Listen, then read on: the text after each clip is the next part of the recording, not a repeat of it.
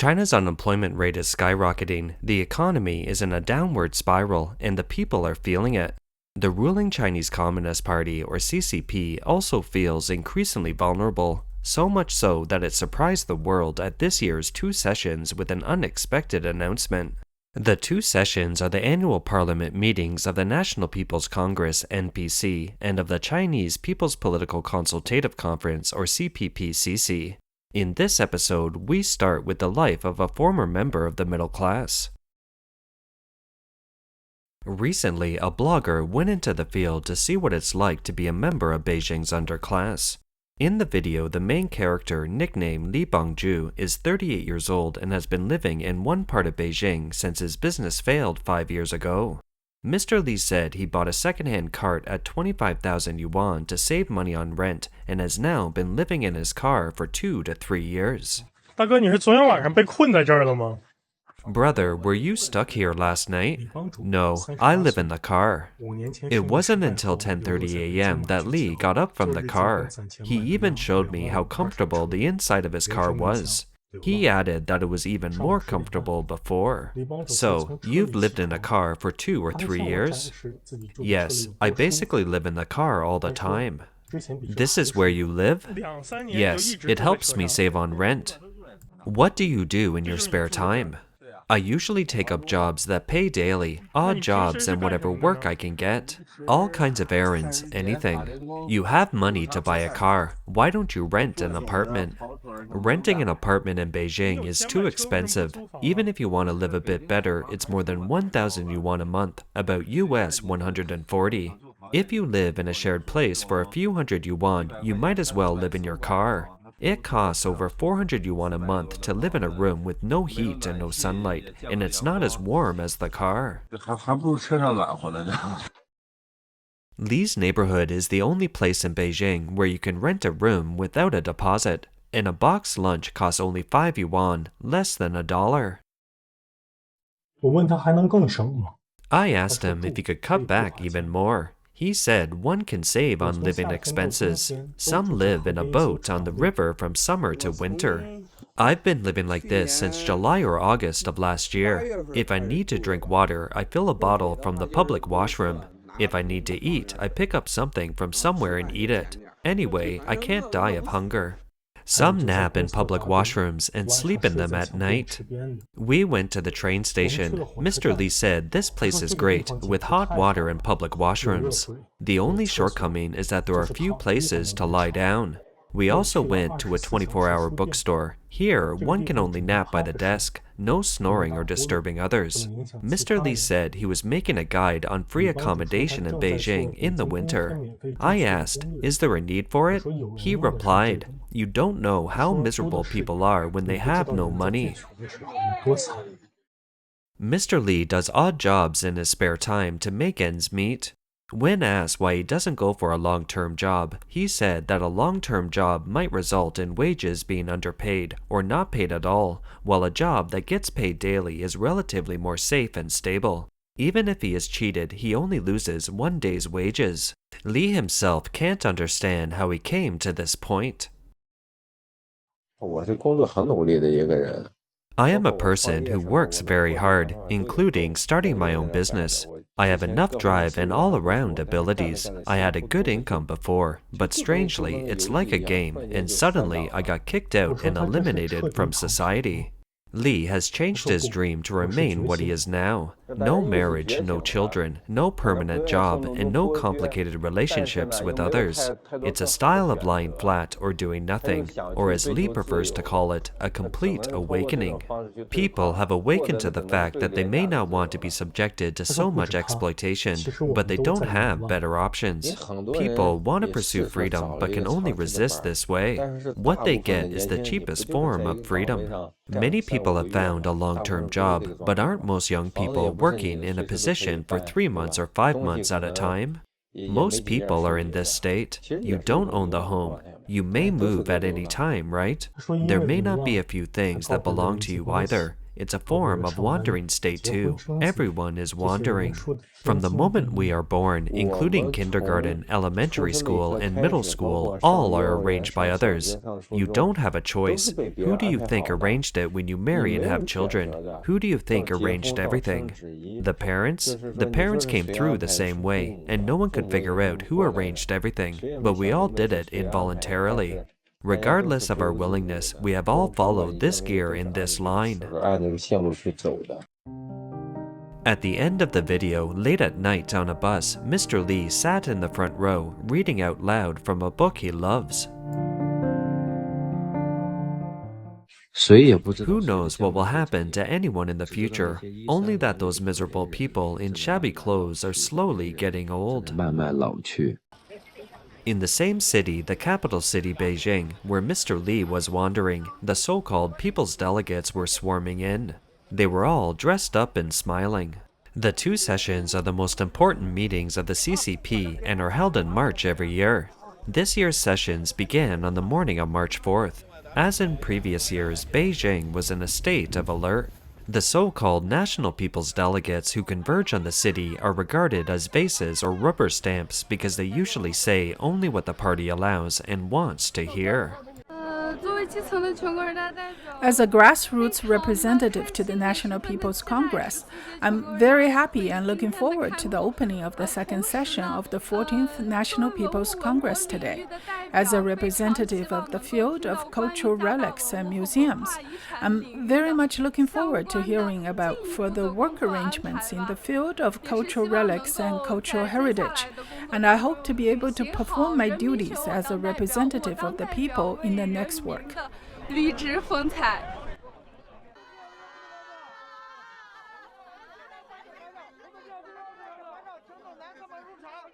Nonetheless, the Premier's press conference with Chinese and foreign journalists remains the center of global attention every March. It has been customary since 1991 for the Chinese Premier to hold a press conference for Chinese and foreign journalists after the two sessions. It's broadcast live by China Central Television to the world and is highly publicized at home and abroad. However, this year the NPC suddenly announced canceling the press conference without any advance notice. As soon as the news came out, the outside world exclaimed, "What's wrong with the CCP?" The second session of the 14th National People's Congress NPC will begin tomorrow. Premier Li Chang will deliver a report on the work of the government, and the National Development and Reform Commission and the Ministry of Finance, commissioned by the State Council, will submit a written report on the plan and budget to the Congress. It should be said that the main concerns of society have been specifically responded to in the above three reports. After the General Assembly adopts these three reports, they will be publicized to society, and the media and the public will be able to understand the relevant contents easily. At the same time, the press center of the General Assembly will increase the number of sessions and attendance of ministerial press conferences and ministerial channels, inviting the main responsible comrades of the relevant departments of the State Council. They'll answer the questions of Chinese and foreign journalists on topics such as diplomacy, economy, and people's livelihoods to interpret the relevant policies and measures authoritatively and to provide in-depth explanations and clarifications on issues of social concern. In addition, the delegation open group activities will be held, along with the delegates channel, and so on, to provide more opportunities for Chinese and foreign journalists to interview. Considering the above arrangements, the Premier's press conference will not be held after the closing of the second session of the 14th National People's Congress this year. There will also be no more Premier's press conferences in the following years if there are no special circumstances. 本届全国人大后几年已不再举行总理记者会。 Everyone can see that this is an excuse that doesn't make sense. The Premier has always given work reports at all NPC sessions, and all NPC sessions have set up ministerial channels, delegate channels, and held open group activities. Why is the Premier's press conference with Chinese and foreign journalists valued by the world? It's because, unlike international norms, the CCP regime or its leaders tend to avoid the media and rarely meet with them. The Chinese Premier's press conference is an institutionalized practice that has been maintained with great reluctance. indicating that there has been a political balance between the CCP leader and the premier of the State Council since the 1990s. The person who serves as premier of the State Council is usually the number 2 or 3 power figure in the CCP, holding the real power to manage the economy. The annual premier's press conference is a high-profile moment for the premier alone, even though it's a form of public propaganda carefully designed by the CCP regime. It has nonetheless become the focus of the world's attention. When the premier answers questions about the people's livelihoods in China, it has become one of the few channels through which the media and foreign companies try to decipher the CCP's decision-making. Former Chinese premiers Wen Jiabao and Li Keqiang have been known to make bold statements at premier press conferences. In March 2012, at his last press conference in office, Wen Jiabao stated that the current social problems couldn't be resolved without political reform and its success. 现在改革到了攻坚阶段，没有政治体制改革的成功，经济体制改革不可能进行到底。已经取得的成果还有可能得而复失。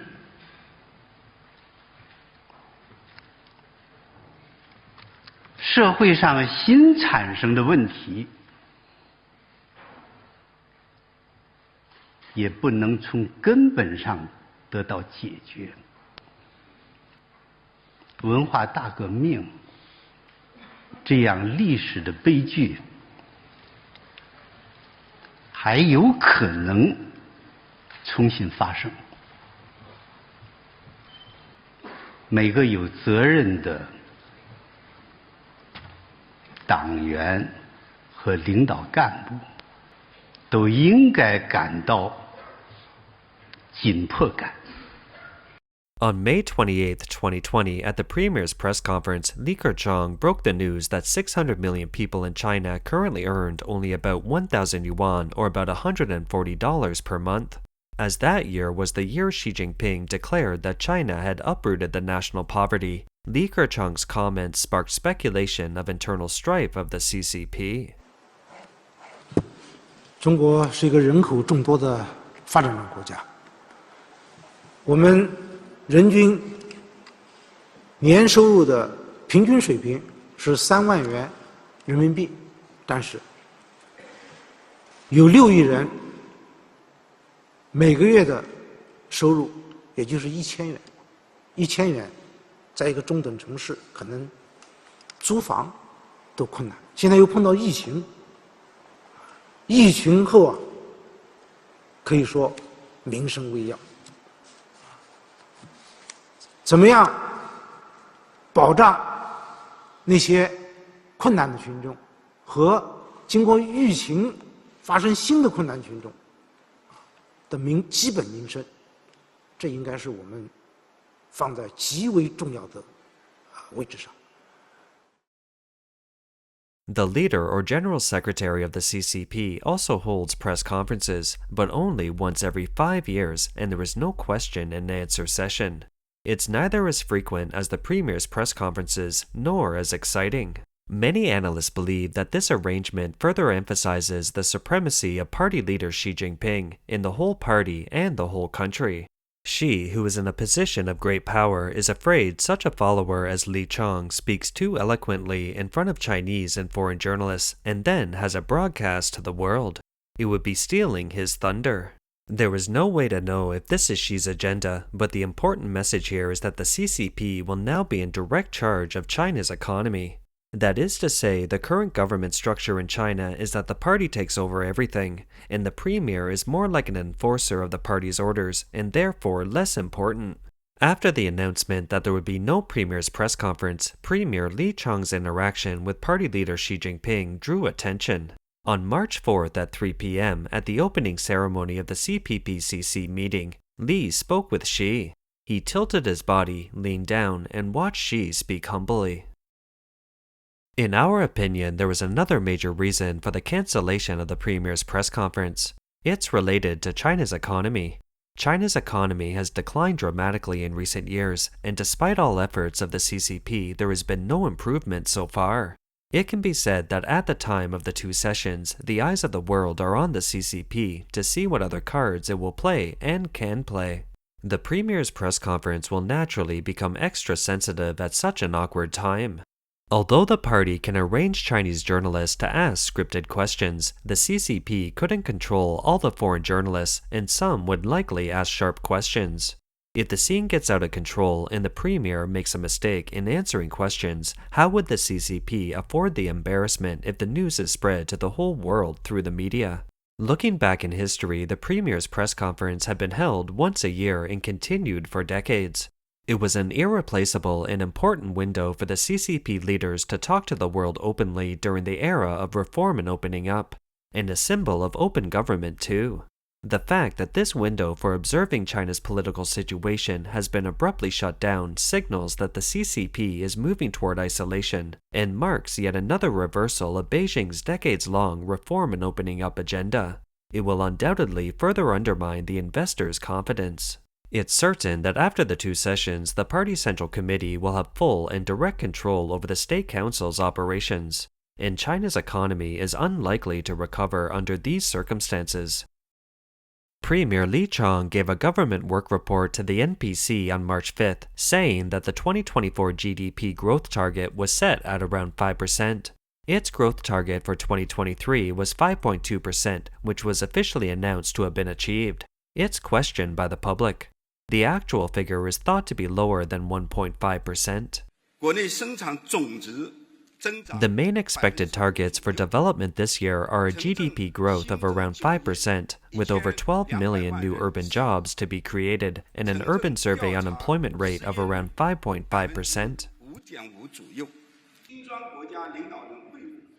The Consumer Price Index is expected to rise by around 3%, while residents' income growth is expected to synchronize with economic growth, and the international balance of payments is expected to be maintained in basic equilibrium. The grain output is expected to exceed 1.3 trillion kilograms, or 1.433 billion tons. Outsiders have little faith in the new GDP growth target, and even fewer Chinese believe that the Premier can achieve it. Interestingly, while the party leader may have tried to overshadow the Premier at the two sessions, Premier Li succeeded in capturing the public's attention. After all, what he talked about is closely related to people's daily life. A hotly debated issue arising from the Premier's talk was the pension for peasants. The minimum monthly basic pension for urban and rural residents will be increased by 20 yuan. The basic pension for retirees will continue to be increased, and a hierarchical and classified social assistance system will be improved. The safety net will be tightened to protect people's livelihood. Many Chinese netizens have left comments mocking the pension increase because 20 yuan is about US $2.80. It's pitifully low. In China, the basic pension for peasants is 100 yuan, or about $14 per month, while government officials get about 1,400 when they retire. Netizens feel injustice for the peasants. One person wrote, "This is a way to dismiss beggars."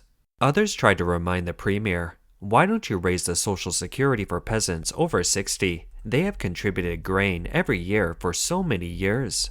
When I was a child, my parents submitted grain to the town from the village, and now that they are old, their monthly pension is just over 100 yuan. How can they live like this? Do you think that peasants have made less contribution to the country?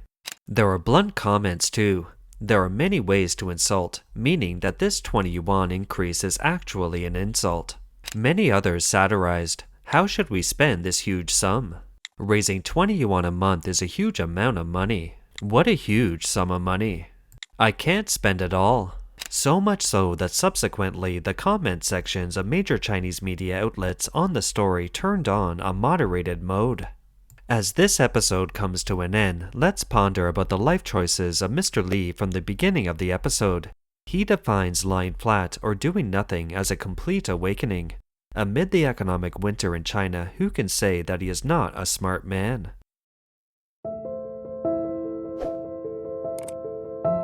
Thank you.